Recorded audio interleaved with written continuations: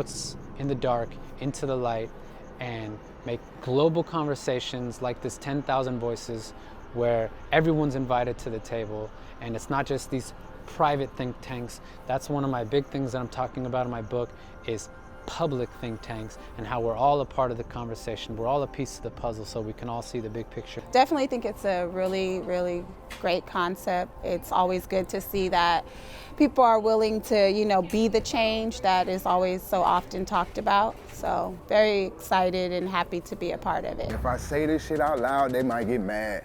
I might not make it out of here, but guess what? He told me to keep it 1 billion, and I'm gonna keep it 1 trillion. Free speech is free speech. If you're gonna have it, let's have it. If we're not, let's censor. Let's censor it. And then let's all put on the same clothing, and let's all eat the same slop, and let's all believe the same, have the same beliefs. Oh yeah, they have a name for that. It's called communism. Oh man, I shouldn't have said that. Oh well, it's too late.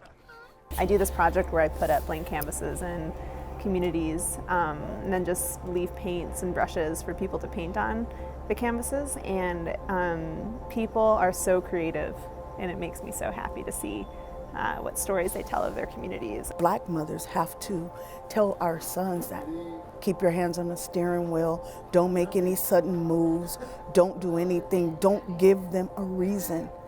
So yeah, Black lives do matter. Actually, just recently, my grandpa was diagnosed with COVID 3 weeks ago, and he just passed away last week from it. So that's very close to me, and it has opened my eyes to realize maybe it's not like fake news, maybe it's real. So just gotta take precautions, and like I said, do your research.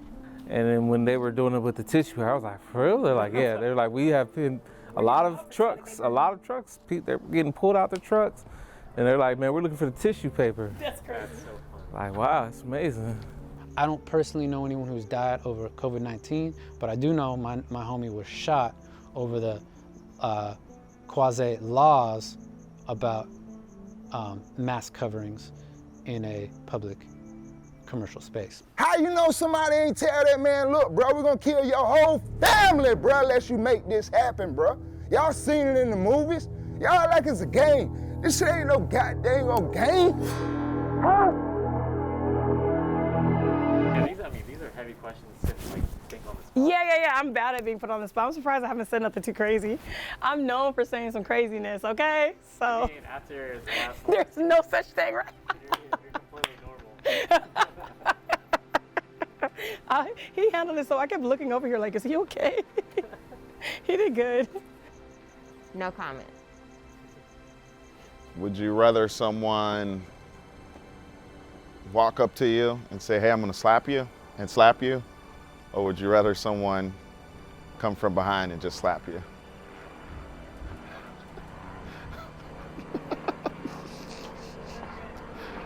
Next. It was huge, so it was my first time being literally surrounded with protests and looting and riots. So it was the first time where I saw 10 protests and riots in a day, just where I was in Los Angeles. And the first time where I've seen 10 helicopters circling my block. So my man laying on the ground and he ain't damn moving, and he ain't busting no moves. He pissed me off. He pissed me off because I felt like, bro, you black, bro. Fuck that gun, get the fuck up. If you can't breathe, you said you can't breathe, get your ass up off the fucking ground. Ain't no police gonna hold me down.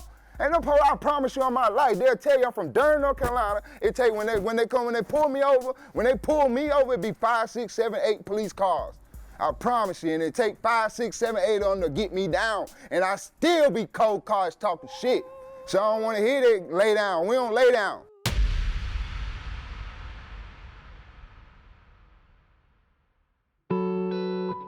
I'm a little flame, so don't wear me down.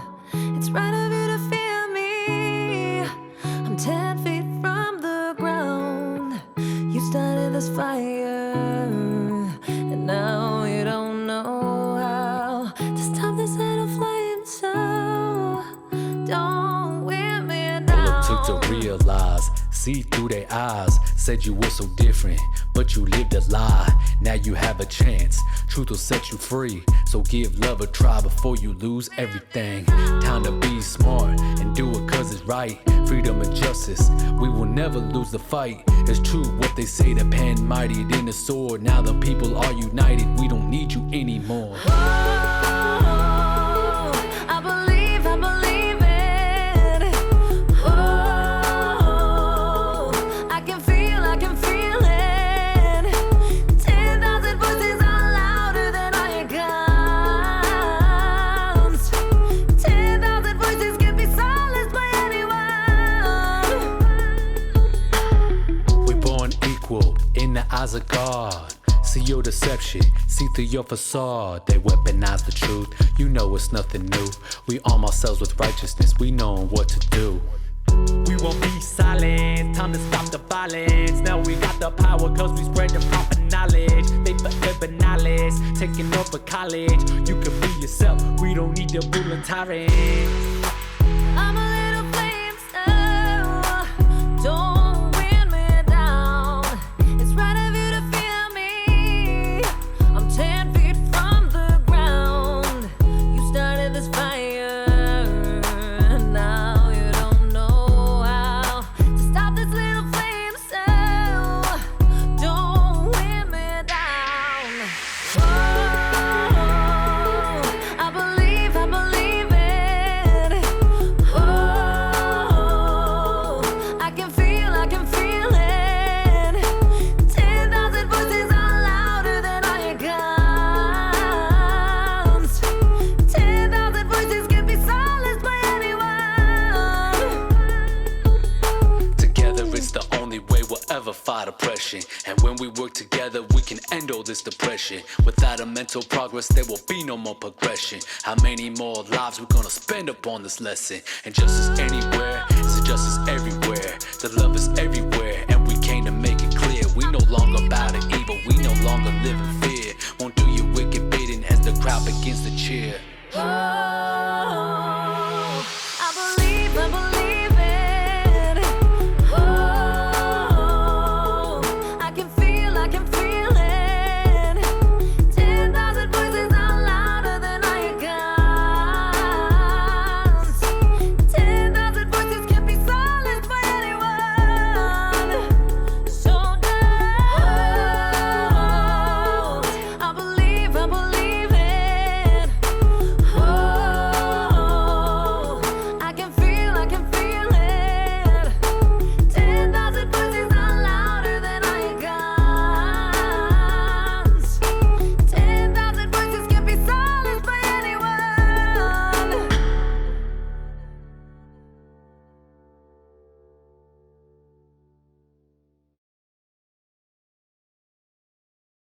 How long have you known G Shoes? I would say at least 17 years or more. How long have I known G Shoes? It feels like forever as long as I known my shoes, like as long as I known a pair of shoes, but it hasn't been. It's probably been for like 6 years. It's a little over a year or so now. I met him in my workplace. I would say about a year. How long have I known G Shoes? I want to say about 10, 11 years. Ooh, maybe 15 years. Oh my God, I want to say over 7 years now, maybe about 5, 6 years. Let's say, be safe. What is the most memorable, most touching, or the funniest memory you have about G Shoes? I would say just having him come by my place and performing, hearing him out. Always had good advice, and we always had the music in common, so that was real cool. Literally, we outside his studio, Siclogic studio. We recording. I'm shooting with my camera. G tell me he gonna kick the ball, and we're gonna try to make like he kick it in the basketball, right? But G Shoes, G kick it. That's where he get his name from. Shoes, if y'all know that. his foot like glue, like soccer player, like he's a beast. So I say, I'ma cut it, I'ma edit it, G. I say, you just kick the ball, I'ma film you kicking it. I'ma say, I'ma film just the ball going to go, and I'm edit it and put it together. I'ma make it like you kicked it in the goal. He said, cool. He bounced the ball one time. I'm getting the camera ready. He kicked the ball, and I'm looking at him, and the ball goes dead in the net. Swish! And I'm saying, damn. He like, yo, you get it on camera. I'm like, nah. I'm like. After the ball went in the net, you know, I hit record, but it blew my mind though. But you had to be there. But G, a motherfucker, he could kick. I know he's very picky when it comes to what he puts in his body. Well, we do meal prep daily, so we have a couple moments. Nothing really pops out at the time rather. So I'd probably say our daily interaction is always something that we laugh about and or smile. Going down to Venice Beach and meeting him for the first time, he was comical, he was hilarious. And there was the situation when we made California, where I was in his first video, and the police were there, and he says, I don't have to go home. I live here. And it was just funny because the police were just trying to harass, but he still made it. He stayed in his lane. When he had his smoke shop in Venice, and I used to be a crochet artist, and he was the first smoke shop to start selling my crochet lighter bags. So I remember that stood out because he was being supportive. Oh God, I think my funniest memory is going out to dinner one time. It was me and a group of friends, and I think we were just so happy it was Friday, and we were just embarrassing him left and right to the point he says, I'm never going out to dinner with you guys anymore. How do you feel about being part of this 10,000 Voices music video with G Shoes and Alice? I feel good. I appreciate the opportunity, and you know, let the people know what's going on around the world. It's a good thing. It's an unbelievable feeling for real because Siclogic, G Shoes, the reason why I'm pouring this right here. He the reason why I lost 55 pounds. Ha! You know, lemon and water. So it's a feeling. It's an unbelievable feeling. You have to be here to feel it, and you have to know shoes, and you have to be following the Siclogic message. He'll show you the light. So it feels like this sticky liquid water. It's an honor. It's an absolute honor. Good to be part of a movement, something great. I am so happy to be here. It's also one of the first events that I've been to in like 6 months. It's the first time I'm seeing lots of humans at once. So it's a big deal. It's something new for me. I've been a part of a couple videos, but this one has been a little bit more interesting. And it's a new take on it. I like it though. I was honored to be asked, yeah. Well, it's actually exciting. It's good to, you know, hear anybody's voice. I spoke with G Shoes on the phone maybe not too long ago, and I actually told him that when you're of a certain race and you don't have to get involved with certain things, and you still put it all on the line to make sure that people are heard, people are understood, that fairness is kind of distributed across the board, that's a really commendable thing to do. Yeah. How do you feel about putting together this 10,000 Voices music video? Oh man, I feel really, really good, you know? Sky's the limit. Basically, I reached out to the universe, and the universe spoke. You know, it was about the people, for the people. So I had to invite some, you know, real organic, just the homies from back in the day. You know, some of these people I've known for a long time. Some of them were invites through the homies who I just met today. You know, a lot of beautiful people and a lot of beautiful viewpoints that were had. So, you know, that was really the point of this video, the music video shoot and this documentary, was to really, you know, get at the heart and soul of the people and, you know, hear different voices and hear different opinions, because it's not about any one particular right or wrong on this production. It's about hearing from different people and, you know, getting a holistic experience so that we could hear from different angles and different point of views. So that's what was so exciting about it. It was cool to see people come out with different signs and different messages. And, you know, some people may even disagree, which is beautiful. The more you can get different point of views, the more whole the conversation is. And that's really what I'm trying to do with my movement, with Siclogic, and with my book as well, which you can check into, which is called Alpha and Omega of the Soul. And it's also, the subtitle is A Holistic Exploration in Consciousness, because essentially it's about different experiences, different point of views, and, you know, hearing from everybody. I have a theory that, you know, we're all a piece to the puzzle. And for us to see the big picture, we have to talk to everybody. We have to communicate from everybody. We have to take our experiences from everybody, so, and everything. So that's why I tell people to, you know, to look into religious texts. I tell people to look into philosophy, look into politics, look into history, look into all of these things, look into science and psychology and sociology, epistemology, and all the ologies, right? The isms.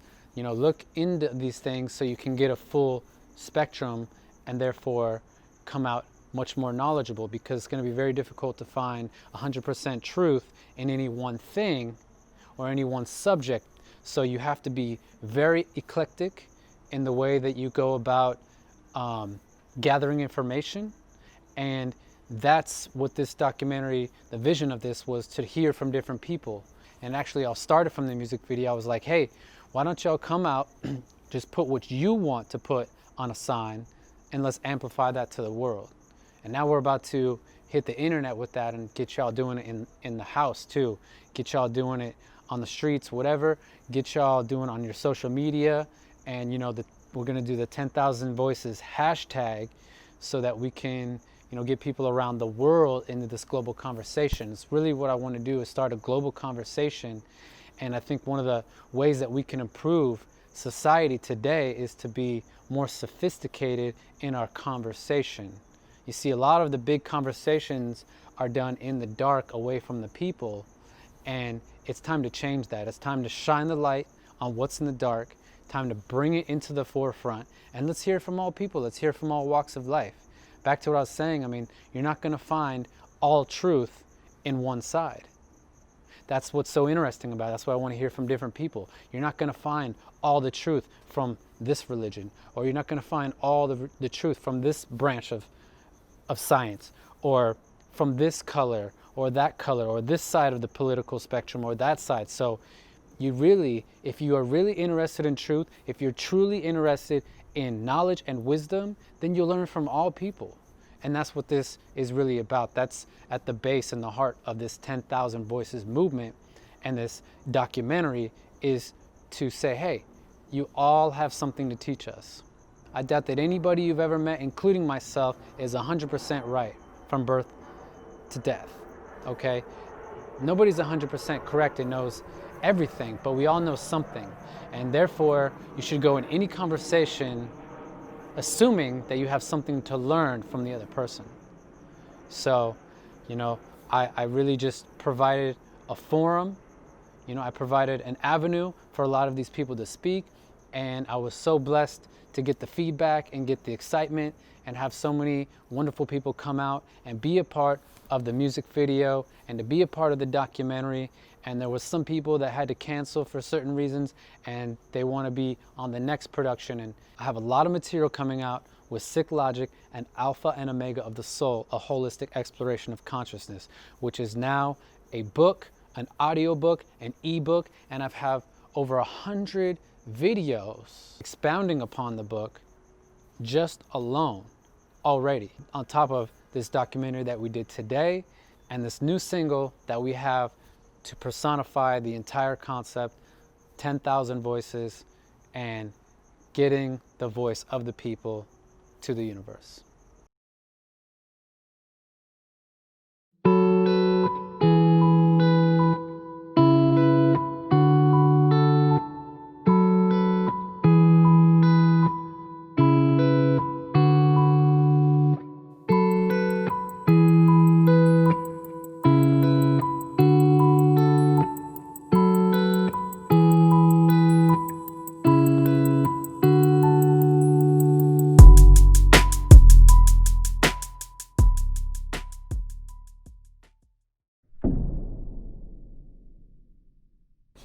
protest sign. What made you choose this message and what does it mean to you? All right, this is my protest sign right here.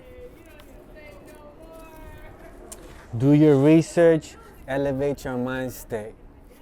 So it's just, people need to do their research and not just take the media or Instagram or whatever they're getting the information from. Just do your research and know where you're getting this information and where you stand. And that's mainly it. Do your research and know who you stand for and what you represent. Coast High, elevate the mind state. Mel on the track. Hey, y'all already knew. Y'all know I was bipolar schizophrenic. That's what they call me. But yeah, this what matters. You know? You see? Mental health matters. And what did you say about the sign after I said? Why did you choose this message and what does it mean to you? I choose this message because mental health means everything to me, man. Because I am mental health. I'm the face. I'm you. You're me. We're champions. We're eagles. We're everywhere like the air. They're never there. We can't be stopped. We won't be stopped. I chose this sign because mental health, that's the only thing that matters other than the ecosystem. 50% mental health, 50% the ecosystem. For knowledge is infinite. We should always be seeking to learn and overcome maybe our fears, learn what we perceive as different. The more that you continue to seek knowledge, I think the more you grow as a human being. And then, of course, being a Black woman, Black is beautiful, with the emphasis on is, because sometimes, you know, it can be perceived. I mean, you think of a black cat, right? It's a negative notation when it comes to Black. I think people should stand proud in who they are, and I think I'm beautiful. So my sign is, conversation brings revelation. So what I truly believe is that some conversations need to be had, meaning that we have all of this knowledge. One person has the answer, the other person has the question. I believe that's why we have a lot of confusion in this world. And having a revelation is more than just getting an answer. It's something that's the next step above, like supernatural, some would say. This is my protest sign. It says, paint the world with your colors, and it means everything to me. It transcends so many political beliefs in my mind. I do this project where I put up blank canvases in communities and then just leave paints and brushes for people to paint on the canvases, and people are so creative, and it makes me so happy to see what stories they tell of their communities. I think that we should do what we can to cultivate as much creativity as we can in communities, give as many tools for creativity as we can. So this is everything to me. I feel like a lot of people, you know, they make a lot of claims, but they don't put forth certain actions that will back their claims, you know. And one of the easiest ones is start to understand what's going on with your society, you know, with the laws. So get out there and vote on something, or don't be mad when stuff happens. We're all as one. We eat, sleep, bleed the same. We die the same. There's no difference. Skin color should not ever be a division for people to hate each other. My sign says police the police. And I chose this sign because I feel like that the police should have to stand by the same rules that the people they're policing us. You know, we're a government for the people, by the people.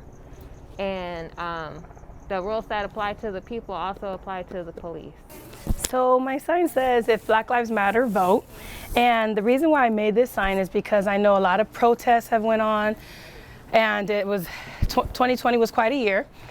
And I wanted it to be more so, we can't just make noise when things are uncomfortable or when it's popular or when social media is covering it. We still gotta take the actions necessary to make the changes. And we can't just take whatever is handed to us. We gotta make these changes ourselves, and part of making these changes is by voting. Yeah, so if Black Lives Matter, vote. Okay, so I made 2 protest signs. The first one, again, is the 10,000 Voices protest sign, which is the voice of the people. I didn't tell anybody they had to do any one thing. I told them to speak their mind, speak their truth. And that's what it's about. You know, G Shoes featuring Alice, great feature on the song. So this is the single and the documentary that you're watching. And, you know, pretty self-explanatory. We had the raised fist, which for those who don't know, is a symbol that dates back centuries.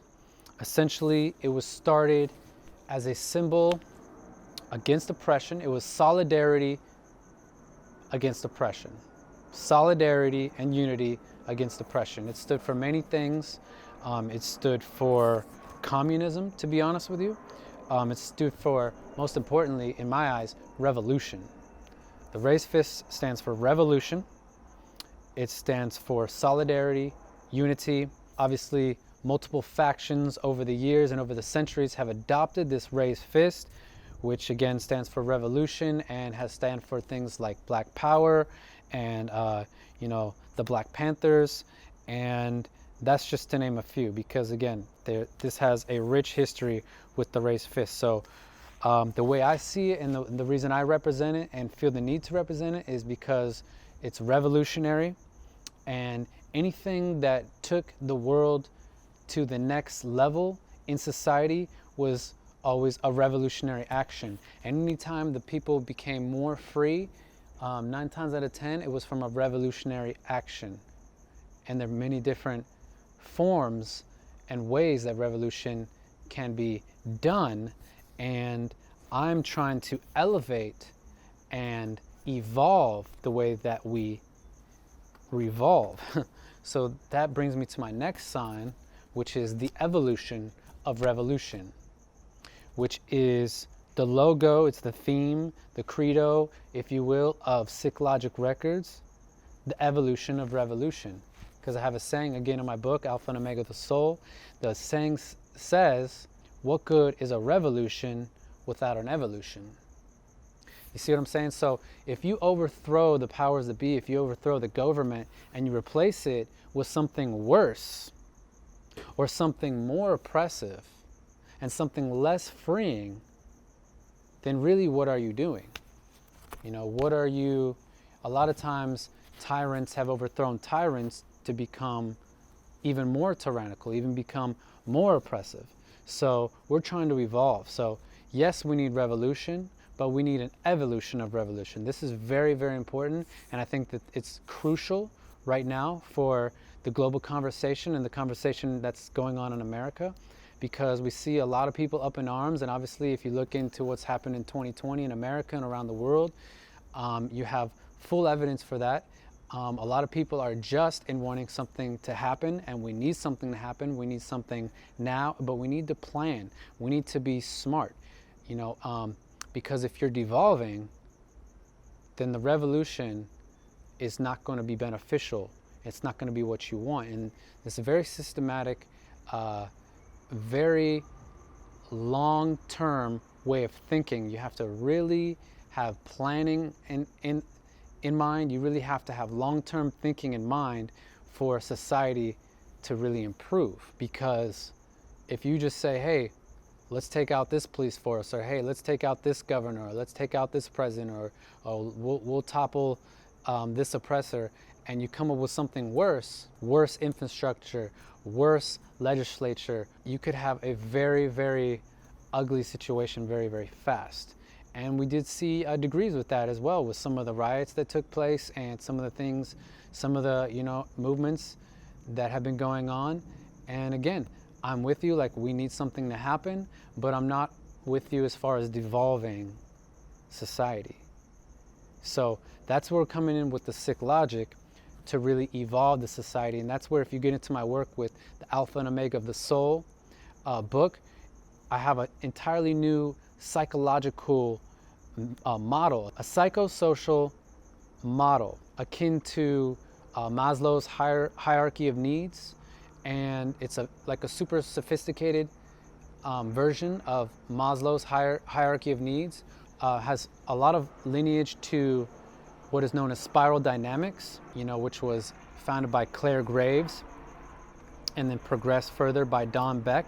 If you look into things like spiral dynamics, or if you're aware of spiral dynamics, you'll have an idea of kind of where my model is rooted from, and it's taking it to the next level, or that's the idea. So again, mine is the holistic evolution of consciousness. It's a brand new psychological model to bring up society in levels of consciousness, both on the individual level and on the sociological level.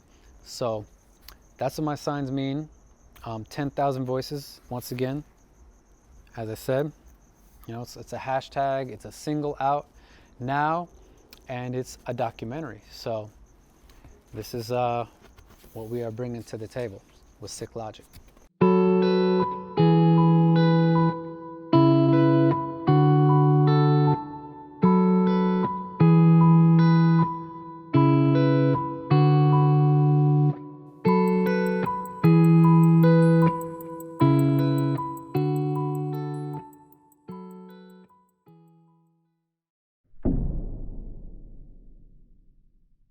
What is the most memorable thing about 2020 for you?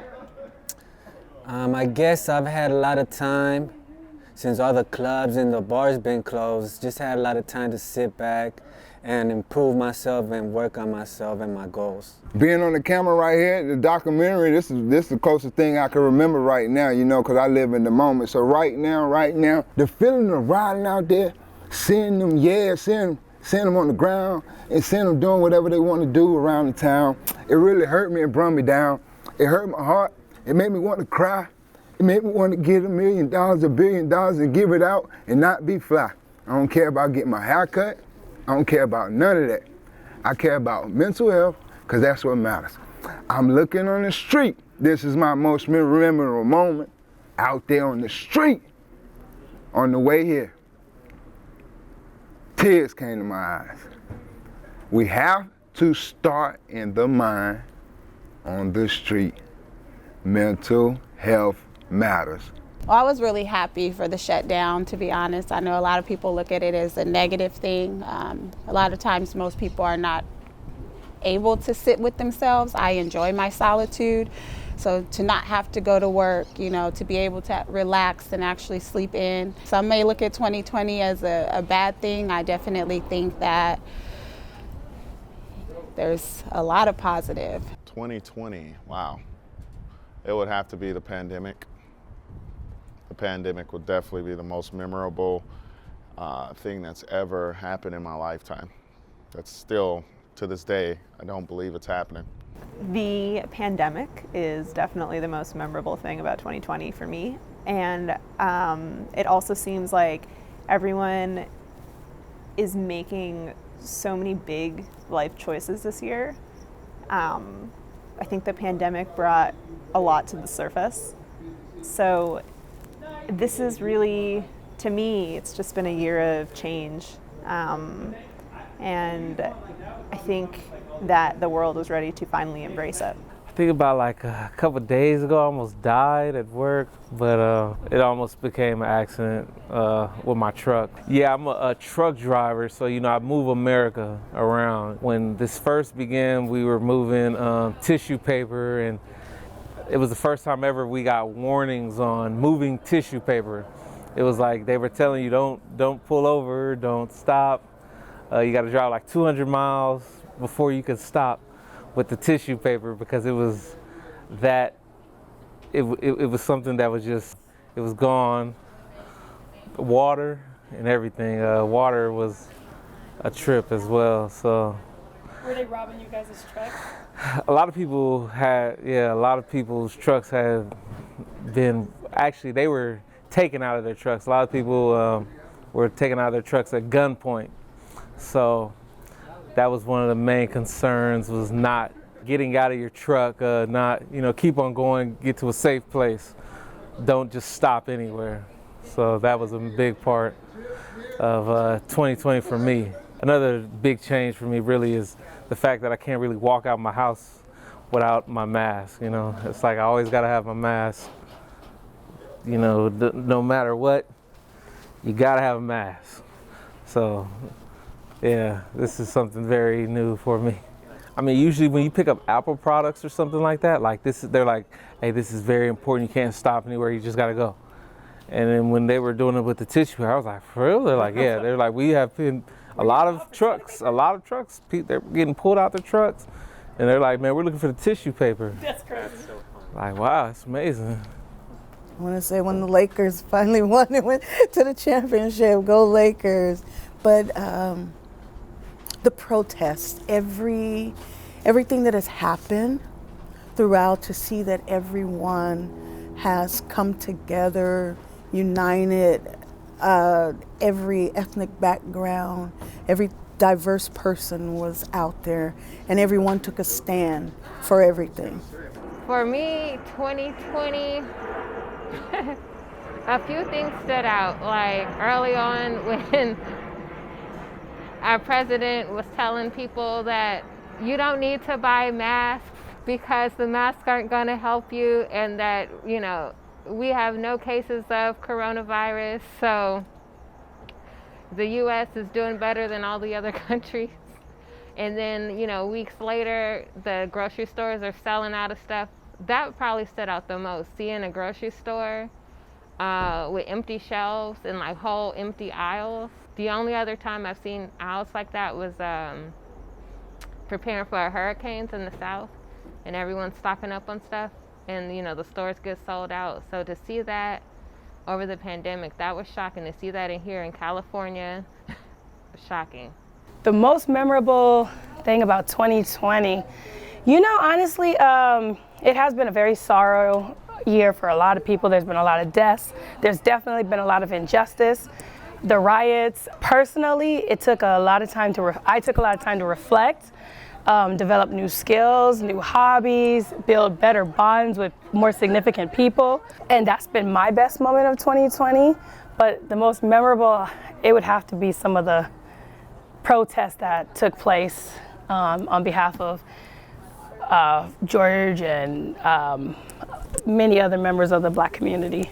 There's so many memorable things about 2020 that's really kind of a big one that's tough to answer. This whole thing with COVID was a whole new wave, something that we've never experienced. And the stuff with the George Floyd killing, was huge. So it was my first time being literally surrounded with protests and looting and riots. So it was the first time where I saw 10 protests and riots in a day, just where I was in Los Angeles. And the first time where I've seen 10 helicopters circling my block in Los Angeles. So, those two were big for me. Also, I moved into one of the best houses and one of the best recording studios that I've ever had. The single's been really big for me. So many memorable things about 2020, but I think this thing with COVID-19 and everything surrounding it, being the death and the implementation of these new laws, is probably the most memorable. But again, all the protests across the country like we've never seen before, which expanded across the globe, it's really hard because we've never seen a quote unquote pandemic like this before, and I've never in my life witnessed a level of protests and unrest like this before. And those two things combined at the same time is probably the most memorable thing of 2020, if not one of the most memorable things of my lifetime. So I'll go with that.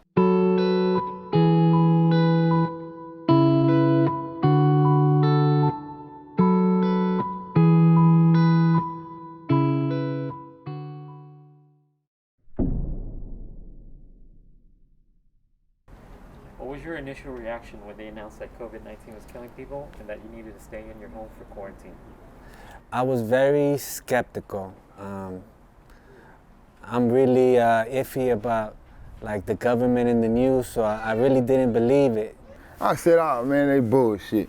But then I thought about Trump. I said, hold up now, Trump, you know, I gotta think about it. I gotta do some research. So I did my research and I hit my mentors and I talked to my mentors and they told me, you know, what we knew it was. So we was prepared and me and my family just stayed strong. It just whoop-de-whoop-de-whoop, cause man, that COVID shit bullshit. But we'll get into that later because just if you get a common cold, don't take your ass to the hospital. Do not go to the hospital with a common cold because you're gonna have COVID. They're gonna give you COVID just because. You don't even hear about everybody gets sick now, it's COVID. What happened to a common cold? And there's no more common colds. If somebody could get the flu now, oh, it's COVID. What happened to the flu? Oh, it's just exempt now? Come on, man, like COVID-19, what about the other 18? Come on, man, stop playing with us. You can play with them, not play with me, because mental health matters. I guess it was a little surreal. I remember going just to go to the store. I mean, there was no toilet paper. That was like so stupid to me. I think health is wealth. So I can't really say the fear of it actually got to me. I mean, people die from the flu. There was the swine flu. So, I mean, you know, if you take care of your body, then it's miraculous. It's made to heal itself. So keep your immune system strong. It's just another flu season, if you ask me. My initial reaction was like, this has to be a joke. It has to be a joke. But then, like, throughout the whole trial of this, I definitely realized it was not a joke, and I'm still at odds right now, to be honest with you. I don't know. I wish I could know, and I wish that they would stop telling lies. My initial reaction, I mostly felt, okay, we need to brace for impact, because if it's hit China like it has, then I think that it's, you know, things are going to have to change in the US pretty soon, and life is going to change. We're not as diligent as, I mean, you know, we're a democracy, China's not. So I think in some ways, when I first heard about the pandemic, when it was first announced, I thought, uh-oh, all right, we're going to do a shit job compared to China. So, oh no. You know, really, I just thought it was another situation. You know, we've gone through tuberculosis. It was killing a lot of people. You know, we've had the AIDS epidemic killing a lot of people. I just felt like it was just another scientific experiment gone wrong. And maybe it didn't go wrong. Maybe it went the way that they wanted it to go, but it was just something else new that we got to deal with and be more aware of, and another reason to be healthy, to juice more and live life on a more healthier basis. That was one of the reasons why, I don't know, COVID-19, to me, it was just like, you know, you got to stay healthy. You got to maintain health. It just seemed like the world was coming to an end, to see that everyone was scattering around, no food on the shelves. It looked like we were in our last days. And I mean, all I can think about was, how will we pay rent? How are we gonna pay bills if we have to stay home, for those of us that have jobs and have to work? So, I mean, it eventually worked itself out. And as long as we continue to wear our mask and social distance and do everything, I think the pandemic will come around. So I wasn't surprised that they asked us to stay at home. I was actually shocked that it took us so long to get the order to stay at home, because I felt like when Italy went on lockdown, we probably should have went on lockdown too. You know, I must be honest, when they first told us that there was a such thing as COVID-19, I thought it was a joke and it was gonna be over in 2 weeks. I said the government is plotting something, and I don't know what it is, but I'm gonna stay home for 2 weeks, binge watch Netflix and go back to work later.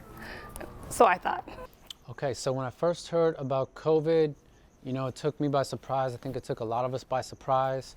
I'm very skeptical because, you know, I'm very skeptical about what they say on the news stream and what they say on social media. And I'm skeptical about a lot of things, so I like to do my research from a holistic perspective. Again, I like to hear all sides and then come to my conclusion. And I'm a person who's been kind of following the dictates and following the inactions of the system and the multiple global systems for some time, and the societies behind the system, and the think tanks, and secret organizations, and foreign governments, and all these things for quite some time. So when this came out and it started just ticking every single box of, let's say, a fascist wish list, or let's go and say a globalist wish list, it checked every single box of like what a globalist could want to happen, to create this thing that we've been talking about for so many years, that we've heard presidents and super elite rich talk about for years, this quote unquote new world order, the thing you see on your dollar bill. When all of these things, all these dominoes just magically lined up, it was a big warning sign for me. So of course I had to look into it, and of course it could have real life ramifications, looking into the detriment of health. I wasn't in a big panic about it. I more so wanted to get to the bottom of what's going on. I was trying to be aware. When you hear a term like quarantine, you're supposed to quarantine when you're sick, and it's just kind of funny that everyone is assumed to be sick when they may not, or very well may be very healthy. So it's just seemed a little bit contradictory, but I do understand and have respect for and appreciate the health of the country, the health of the globe, and the necessity to act and act fast. So again, I think that people went to both extremes and still are on both extremes on this question and this whole topic. So you'll find people that, again, like many conversations, they think that everyone on this side is all correct and this side has no idea what they're talking about, and then that people think that this side knows everything that's up, what's up and what's going on, and this side has no clue and they're completely lost. And I like to take information from all of them. So I do wish for health, I do wish for safety.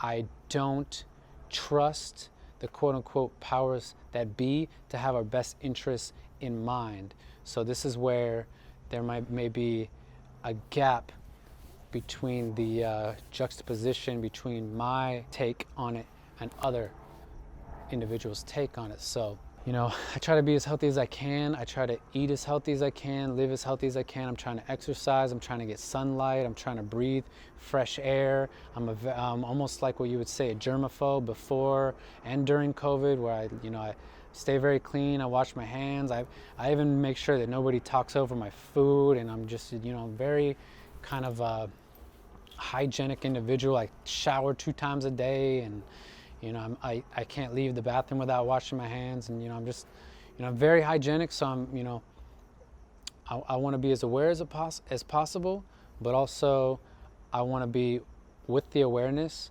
not only on a physical level, but on a mental and spiritual level, and ultimately a global and universal level. And I see big warning signs. And so when I first heard it, for people that look into stuff like this for the last 20 years, it threw up a lot of red flags for me. Let's just say that, for starters.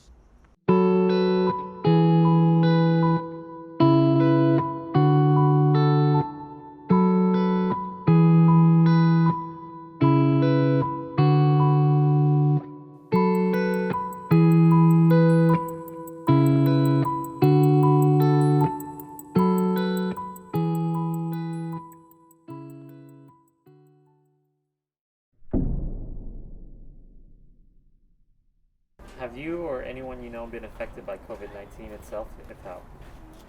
Actually, just recently, my grandpa was diagnosed with COVID 3 weeks ago, and he just passed away last week from it. So that's very close to me, and it has opened my eyes to realize maybe it's not like fake news, maybe it's real. So just gotta take precautions and, like I said, do your research. Yeah, my 2 Chainz DJ, my homeboy Eastside, he got COVID, and it shocked me. Then my homegirl Chef Jewel in North Carolina, her aunt passed away from COVID, and it shocked me because before they got it, I said, black people, we can't catch COVID. I was like, I ain't even, you know what I'm saying? I was like, shit. You know, because I went around asking all the homeless people, and I did like a little survey, and no, I couldn't find nobody, and they couldn't find nobody. They didn't know nobody that had COVID, and I was thinking, like, if somebody should have COVID, it should be a homeless person or, you know, somebody on the street that's, you know, in their own feces or whatever, just doing whatever they do. They didn't get sick, so, but when I heard a couple people, it shocked me. So yeah, you know, I masked up and I washed my hands. I follow the rules, don't trip. I'm just talking, yeah, but I still follow the rules though. But my immune system is great and I work out, so I know I'm straight. My roommate, I definitely know it's real. My roommate's mother tested positive. I can't say anyone in my direct family, but I know it does exist. I'm not trying to belittle or dismiss it, but how you care for yourself, you know, ultimately determines that. And though her mother contracted it, she didn't pass away. So again, like I said, the body will take care of itself. I have not. Closest I've been is someone that knew someone that had it and or a death of a friend, but no one like in a close circle or family members, thank God. No. A couple guys I went to school with, I haven't seen them in years. I've seen them on Facebook. A couple friends, they came across it. They were quarantined, but they're well and they're well now. The people that I have heard about, I've heard about maybe 2 or 3. Maybe they might have passed it, but we haven't got a for sure if they passed for that or if it was something else. So blessings to their families. Everybody's been affected by it. I don't know anybody. Actually, I do have maybe like one friend of the family that was infected by COVID, and I've had a few distant family members that have died from COVID. No, thank God. I've been very fortunate. My whole family is healthy, yes. Okay, I have not been affected by COVID-19 to any way of my capacity of knowing.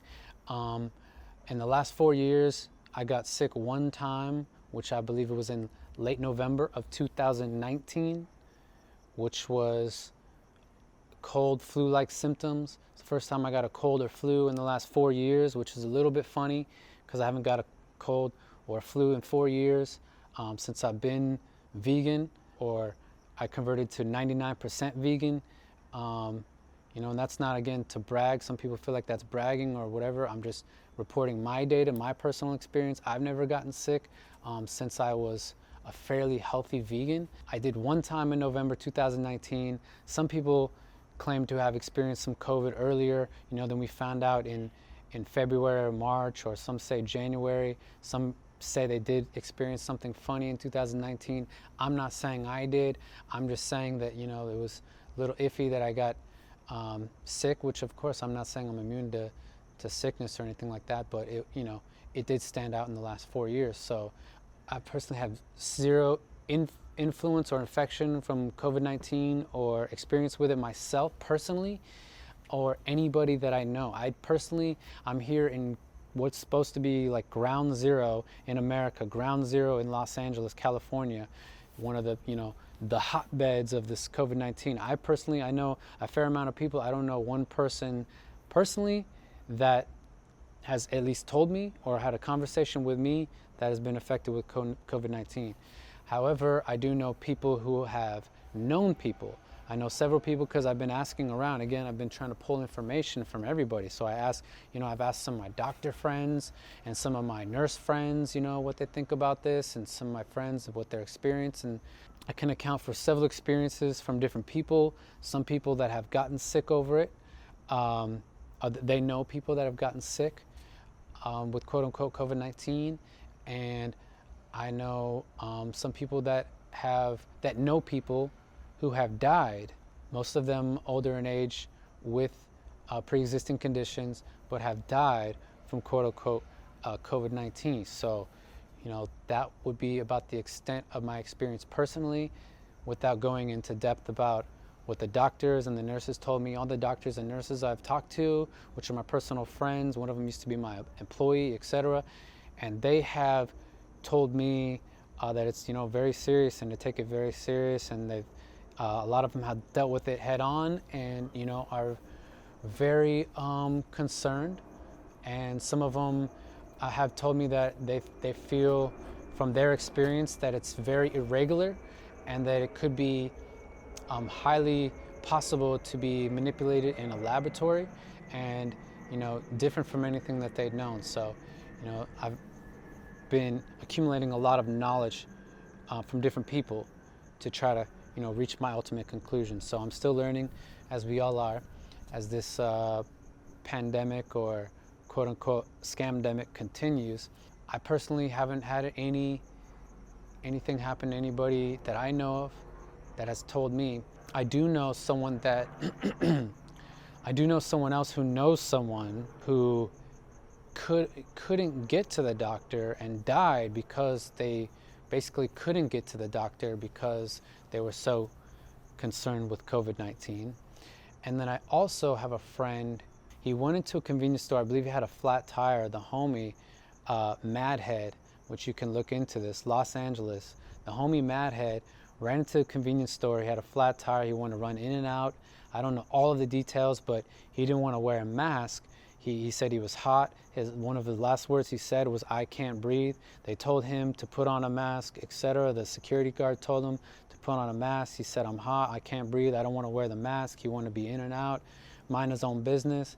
And this man got into an altercation with the security guard, which felt the need to take it to a physical level over quote-unquote health. He wanted physically threaten and manhandle this man who is a good-hearted dude who went in here and 99.9% wasn't sick, 99.9% wasn't going to affect anybody if he did. And as 99.9% of people who are infected, nothing really extreme happens anyway, or death doesn't occur for that matter anyway. But regardless, he went into the convenience store. He was essentially manhandled by the security guards, so they got into an altercation, which led to Madhead, the homie Jay, coming out of the convenience store and then got shot in the back by the security guard. So I do know a friend who died over not wearing a mask in a convenience store. I don't personally know anyone who's died over COVID-19, but I do know my homie was shot over the quasi laws about mask coverings in a public commercial space.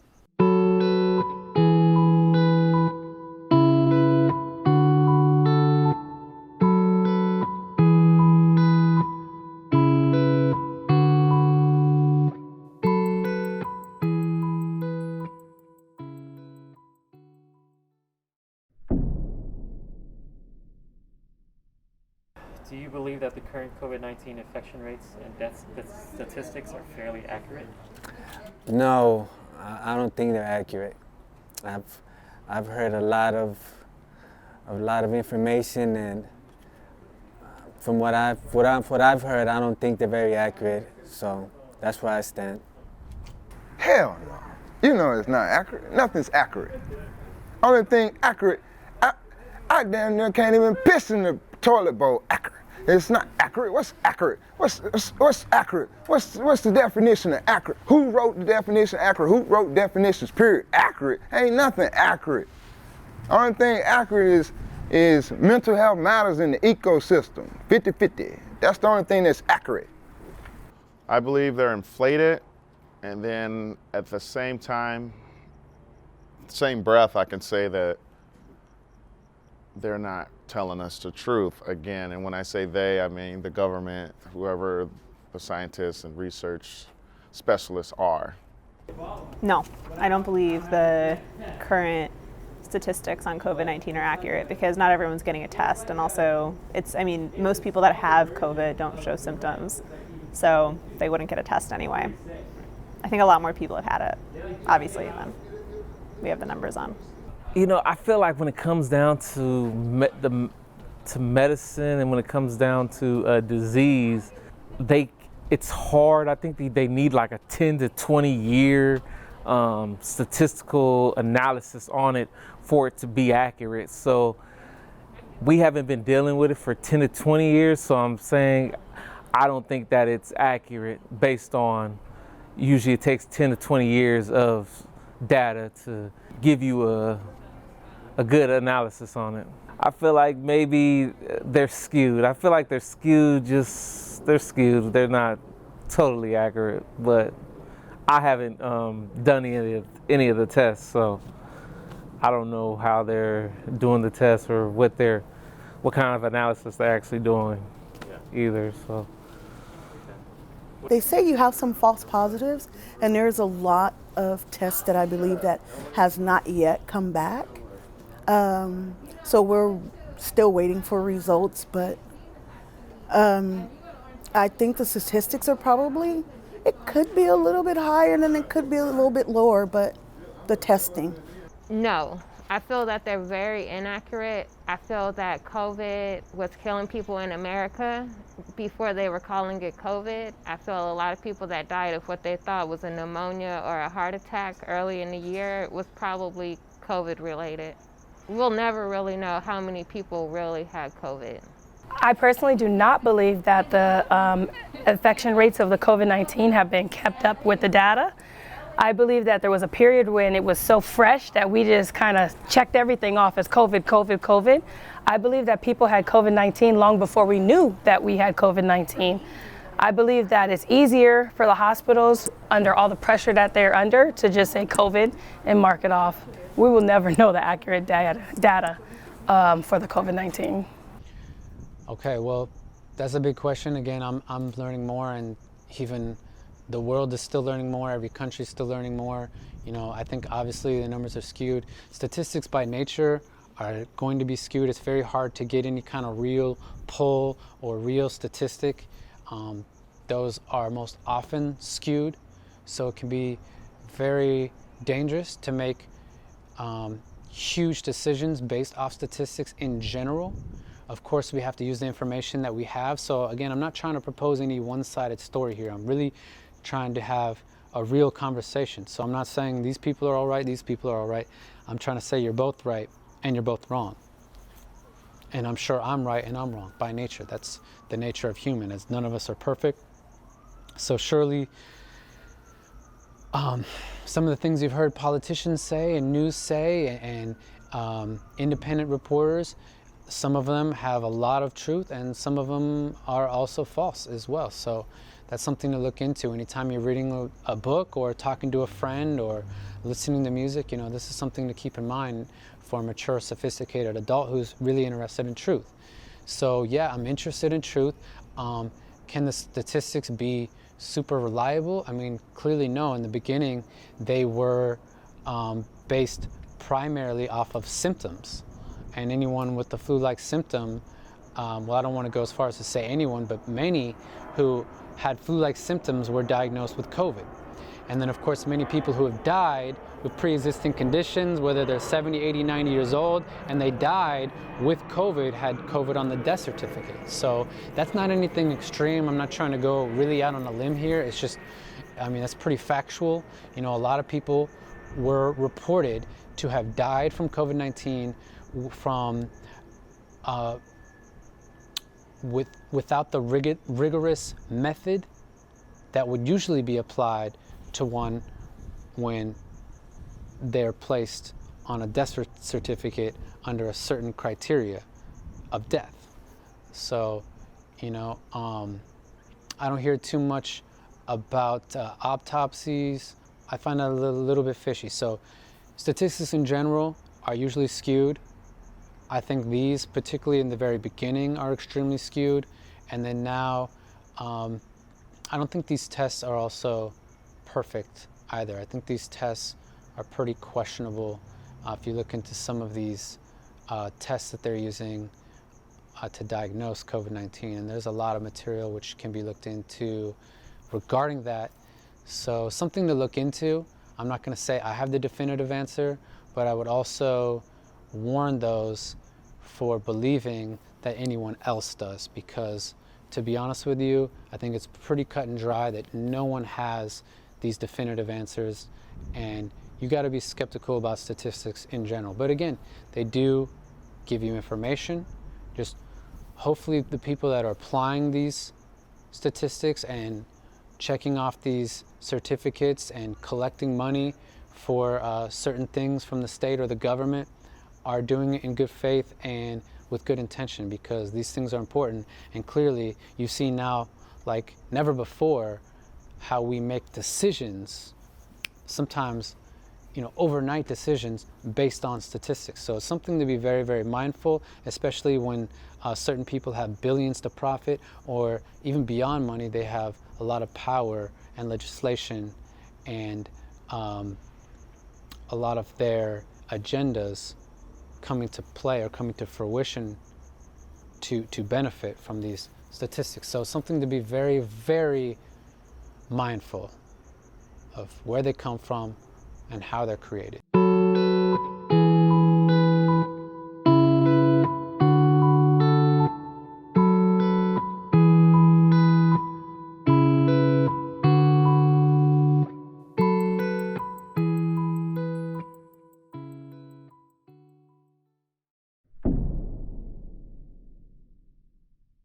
What are your personal feelings about mandatory masks, and how effective do you feel they are? Now, how I feel about masks since I had my grandpa passed away, I'm more worried about, not about me catching COVID, but me giving it to an older person or my mom or my dad, and they're getting it. So if it helps, I'm with it.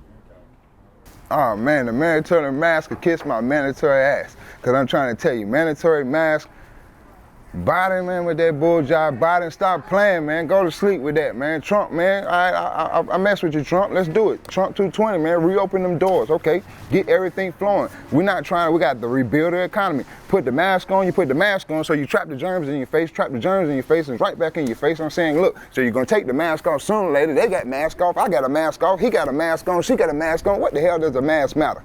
It's a man walking over there with a kid with no mask on. You think the wind's not blowing, the shit blowing in the air? No damn mask matter. That shit don't matter. Where I'm from, we can't wear masks. Because when I was in school, 9th grade, I got a charge for robbing a hotel. They call it common law robbery. We went in there with masks on. So when they were going to stores, Halloween, we can't wear masks where I'm from. That shit all new to me. This shit new to me, this mask shit. So when I go in stores, I take my mask off. You know, just common logic, because where I'm from, you know, when we go in the store, whoop-de-whoop-de-woo with a mask on, get out, give me the money, ha, flop, live it up, man, I ain't gonna hurt nobody, Yeah, what I'm saying, we waving, yeah. So I'm trying to tell you, come on, man, a mask, fuck a man. Mental health matters in the ecosystem. Siclogic, man, follow G Shoes, man, Triplogic, man, his recipe, man, get you some water, get you some lemons, put a little marijuana leaves in it and sip and chill, man. Fast, intermediate fasting. Save the bees. Without the bees, it'll be no trees, it'll be no breeze. Y'all stepping and killing bees. Y'all scared of bees, but you'll shoot a pistol. I see people run from bees and swat and kill my bees. Kill a bee around me. Please don't do it. I don't want you to do it. Don't do it. I'm begging you not to do it. Come on now. The bees, the ants, the ecosystem. You got your dogs pooping out here. You ain't picking up your dog poop. Get it right. Don't nothing else matter. No ecosystem, no us. Mental health. You don't get these people off the street, they're gonna start coming in y'all damn houses. And guess what? No, you can't protect your house, because you can't even protect your damn mouth. Write checks that your ass can't cash. And I'm telling you, you see the signs, they say eat the rich. They're gonna eat y'all. I'm gonna be rich as hell and I'm still gonna have a ball, because ain't nobody gonna fuck with me nor mine. But I'm trying to tell you, y'all better mental health, god dog it. Triple G Shoes, Siclogic. You heard? I just say better be safe than sorry. I do think it's ridiculous, but at the same time, life goes on. So if you have to be in compliance, then you have to be in compliance.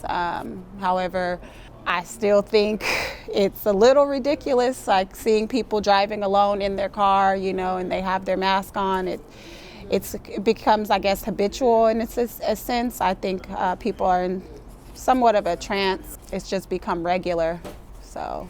Listening to different documentaries and small excerpts, clips from doctors, the masks are not really helping us. A piece of cloth, a piece of fabric, unless it's like the N95, I really don't believe that it's helping us. It's actually harming us.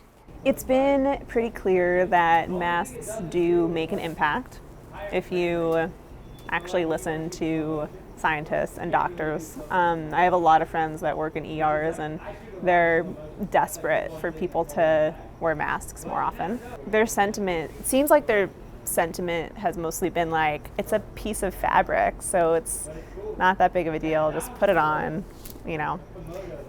It kind of bugs me that there's so many people that are so anti-mask, and it feels unnecessary to me. It's just a piece of fabric. I usually work in warehouses where we got a lot of dust. You know, I'm forklifting boxes that have been sitting in mildew for the last 3-4 months, you know. So I usually wear a mask, you know. I have like a whole bunch of masks. When they were saying that it's mandatory for us to wear masks, to me it was like, oh, I don't really, you know, this is something that I do all the time anyway. I'm working 12-hour shifts. When I'm driving, sometimes I'm hauling dirt and I gotta put the mask on, so because I don't want to be breathing all the dirt, all the cement, dust or whatever. So me personally, it's not a problem for me, but the problem is when I don't have it and I want to go into the store just to grab something real quick, and it's like, oh, I can't even go in the store. Like, so it's iffy, but I mean, if it keeps me living, why not? Why not? If it keeps something bad from me, I'd rather take the chance of being mad about my mask than to be worried about, oh, I should have the freedom not to wear it, you know? It's like, it's about life. Yeah. What are my feelings on the mandatory mask? Well, for a person who has asthma as myself, I'm not crazy about wearing the mask, but at the end of the day, if it's going to help us to get rid of the pandemic and what's going on in COVID, why not? Now this is our new normal, and sometimes we forget it going to the grocery stores or whatever because we're not used to it. But I always say keep a spare and you'll be ready. But at the end of the day, this is something that we just have to get used to for now. Okay, so I'm just going to tell you what the CDC said. Okay, they say that a mask will not protect you from catching the virus. The mask may help you from spreading the virus. And that only works if you are wearing a clean mask. Okay, we are here in October. If you've been wearing the same mask every day since March, that's not good. That's not helping fight the virus. I think any step or any measurement, we should take it seriously and we should definitely put it in play. I don't know how much it stops the outbreak on COVID, but I do know that we should be wearing our masks, as I'm not wearing one, but we should definitely take it serious and we should wear the mask. Again, these statistics can be skewed, as they often are. I think we have reason to believe that there was a lot of foul play and a lot of exaggeration on some of these statistics, and that the testing is not completely accurate about this disease that we're still learning, admittedly learning about a lot as we go on. So, you know, we kind of made these decisions once again overnight, including the face mask and things like that, before we even knew it was scientifically proven, or it's still not really scientifically conclusive that they are super functional. Just the mask alone, that in itself is a whole talking point. But when you look at the fact that most people are not washing their mask every day or every time they go out, people are coughing, sneezing, breathing into the mask. There's so many ways, and you know, the CDC and, you know, the WHO and everybody has at one point they said not to wear the mask. Now they're saying the masks are essential and you're crazy and you're a derelict if you don't have a mask. So, you know, it's very lopsided. It's a lot of contradictions. I'm not saying they're not effective. You know, I think common sense would state that they do slow down your pathways. They do slow down droplets and can eliminate droplets. So I think that, you know, common sense would state that alone, and scientific reports have stated, you know, have shown this as well. But then also there's the fact that the microns from the virus are so much smaller than the holes in the mask that, you know, so much can get through. It's really not a foolproof plan, as everyone admits. You know, it's more so a deterrent. And you know, how effective as a deterrent is it? Well, that comes down to hygiene and protocol. When people aren't putting on a fresh mask every time they go out, and they're reusing it, you know, and myself included, like, I don't wash my mask every time, and I don't really, you know, I haven't been as, let's say, heavy duty or fanatical or on board with this whole mask presentation, because again, we have to pay. Okay, we have to pay for these masks ourselves, right? Nobody's washing them. Since COVID-19 has occurred, I've seen 3 people sneeze. 2 sneeze into the wind outside, and I've seen 1 person sneeze into their mask. 3 people since COVID-19 I've seen sneeze. 1 of them into a mask, 2 of them outside. The 2 was very early on, so let's just forget about the 2. We have the 1 person sneeze in the mask and kept on wearing the mask.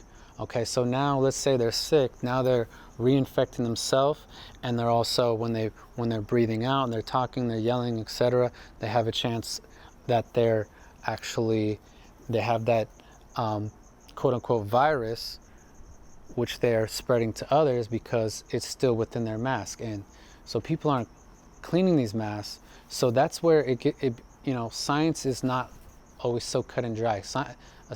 A real sophisticated science takes a lot of study. It takes years and years of thorough study to come to any kind of conclusive evidence. So yeah, if we all wore a clean mask every single time we went out, I think that could be a semi-effective deterrent, perhaps.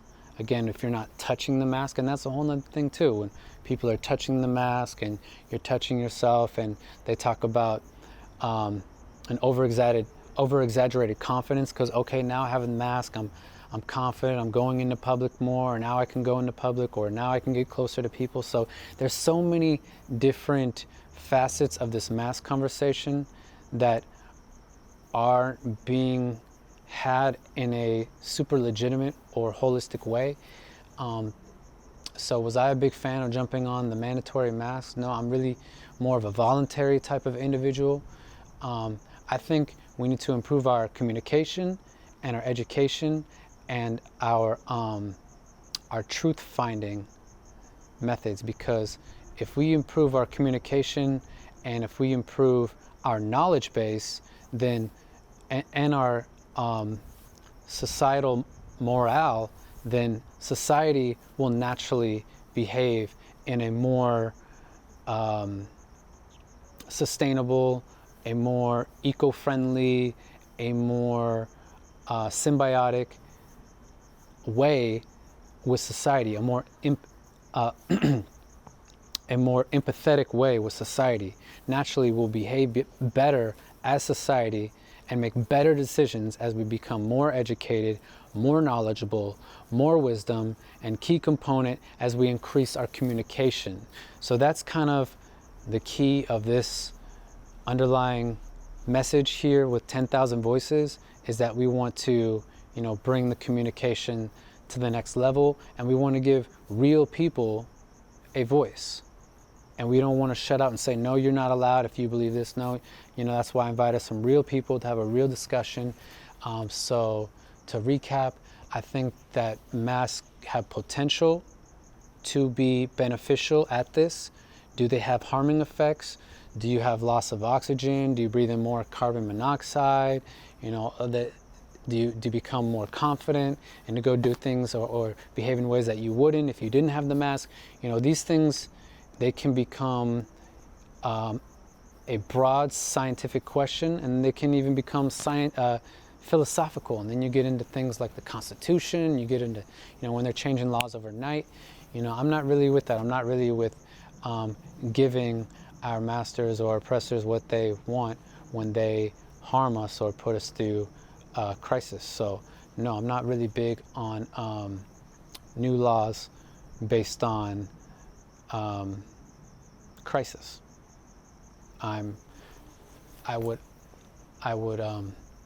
highly recommend people to be very, very cautious about implementing and enforcing and acquiescing to fascist laws and tyrannical laws and oppressive laws overnight, particularly based on crisis, which again, we have to react fast. So there's that part of the story. We have to do something now. Something has to be done. So, these are things that we should have planned long in advance. And this is, again, why we need to become more educated as a public, become more educated in the field of science, and to where we need to implement a little bit more of our high quality philosophy with our science, so that we can plan and make plans for the future, so that we're not reacting. I think that was very reactionary. Planning for the future would be the wise way to go. I think that we have a long way to go with our knowledge base, so that we can avoid being duped into falling into traps. So that's not to say that they're not effective in any way, but is to say to be mindful about new legislature passed overnight unconstitutionally and without scientific premises.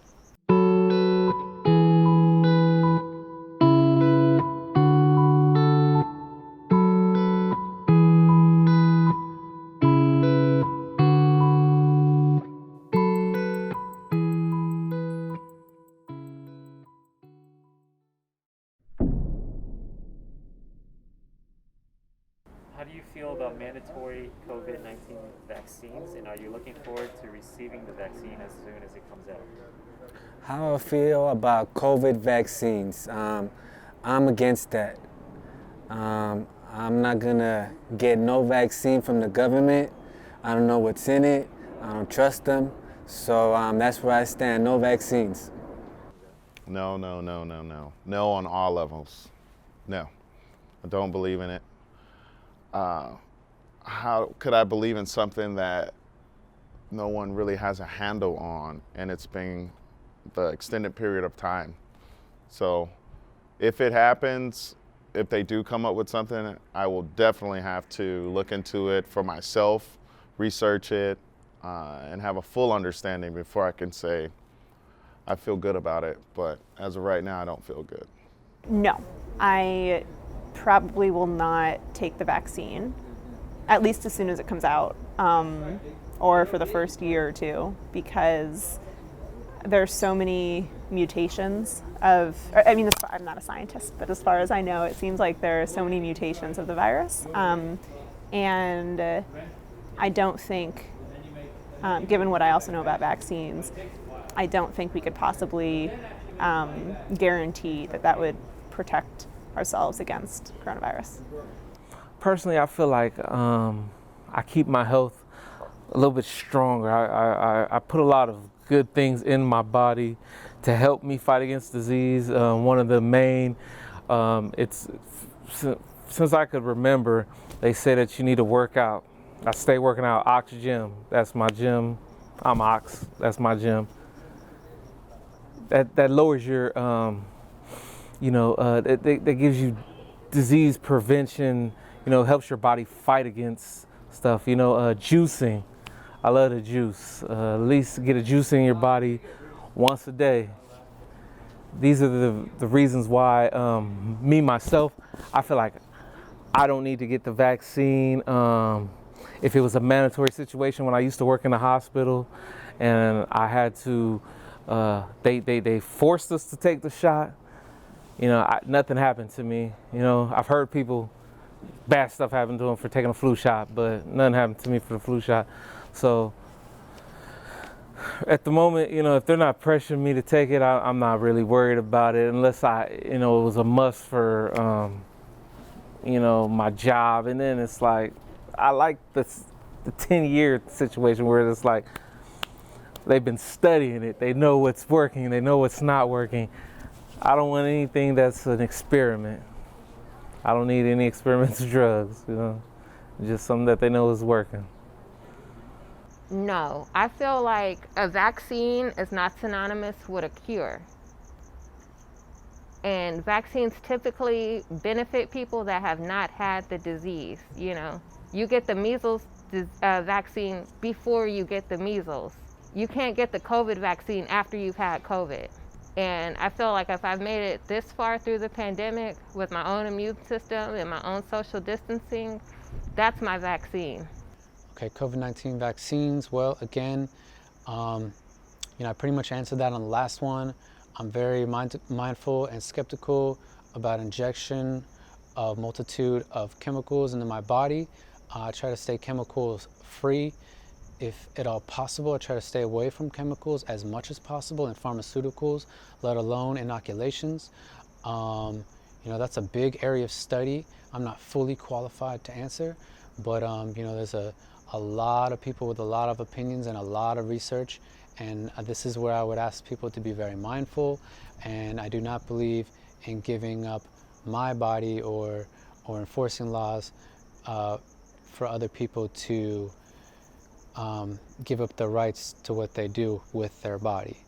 So that kind of answers that for me. It's kind of a personal decision. Do I know what's going to happen in the future? No, but I'm extremely skeptical, and I'm skeptical of these corporations and who funds the corporations, and again, the methodologies of the people and the reasoning and the agendas behind all of this. So I think it could get very, very dark and dystopian very, very fast if we're not mindful. So I would urge people to do their due diligence, to do their research, and to make sure that they are making the informed decision and they are making the free decision to do so if they choose.